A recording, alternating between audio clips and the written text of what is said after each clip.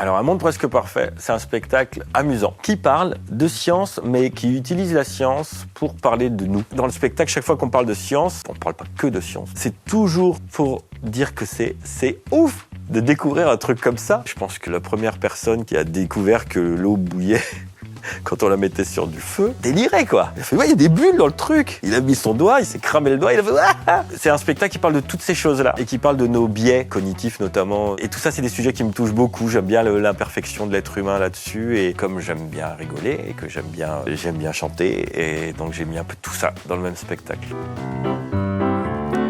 Biais cognitif, approximatif, réflexe primitif, ce refrain festif devient, j'en ai peur, une pub pour les coiffeurs. C'est à cause des jeux de mots en tif, vous savez, les coiffeurs, ils font tout le temps des jeux de mots pourris. Ouais, enfin bref.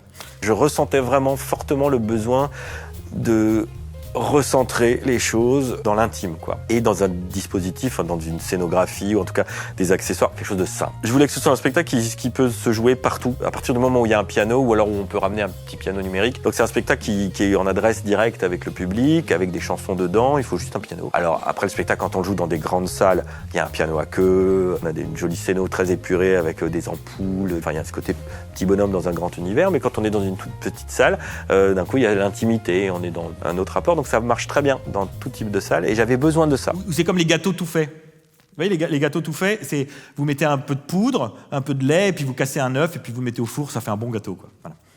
Et ben les fabricants de ces trucs-là, ils ont parfaitement la capacité technique d'incorporer l'œuf dans la poudre. Mais ils ont fait des études, et ils se sont rendus compte que les gens avaient plus l'impression d'avoir fait de la pâtisserie quand ils avaient mis eux-mêmes un œuf. J'ai mis un œuf. Moi-même, tout seul.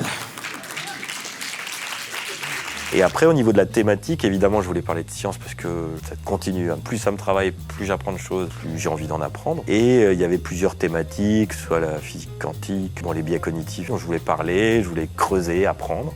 Mais il y a plein de trucs anodins qui peuvent nous tuer. Hein. Ah ouais, plein. L'eau, par exemple. Ah, je dis pas de se noyer dans sa baignoire comme Whitney Houston. Hein. Non, je parle de boire de l'eau. Ah, non, mais si tu bois 8 litres et demi d'eau en une journée, tu meurs. Ce serait mortel de manger 200 pépins de pommes juste pour goûter, 20 noyaux de cerises délicatement broyés, trop de cappuccino, 400 verres de coca, plus de 8 litres d'eau ou 300 avocats, 30 grammes de doliprane, 20 cachets d'aspirine, 500 clopes en un jour, 4 grammes de nicotine, avaler une omelette d'amanite phalloïde, du beurre de cacahuète quand tu crains l'arachide. Je crois que j'ai vraiment une volonté d'essayer de comprendre pourquoi tout va mal, en fait. Une envie que ça aille mieux, et je me dis tout le temps que la connaissance est un des moyens principaux de faire changer les choses ou de changer soi-même, quoi. Einstein, il va révolutionner la physique moderne, quoi. Hein. Il va même remettre en question la notion de gravité. Vous voyez la gravité, c'est Newton, là, avec la pomme.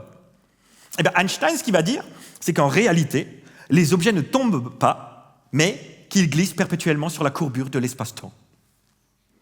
Bon, pour ceux qui ne comprennent pas l'allemand, ça veut dire qu'à proximité d'un corps massif, l'espace-temps se courbe, le temps se ralentit, et on est toujours attiré vers l'endroit où le temps est le plus lent. C'est ça le spectacle, c'est dire que c'est magique la vie.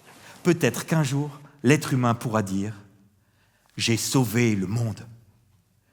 J'ai mis un œuf !»